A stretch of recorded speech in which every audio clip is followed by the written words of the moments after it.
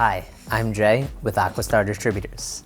This video is going to show you what's inside the box of General Ecology's Seagull 4 X-2KB for basic. So when you get it, just be careful when you open the box. I recommend using a key because there are two hoses inside of this box.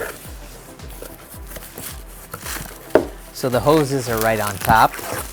They're two 30-inch hoses. General Ecology actually makes these crimps. They do them in-house of beautiful stainless steel, and they're both 3/8 compression thread. This is the housing. It's a stainless steel vessel. You get a brand new cartridge, and they double box these for added protection. Installation guide as well as warranty registration. And you get the marine bracket. So if you have any questions or you'd like to purchase a General Ecology X2, give us a call or visit us on the web.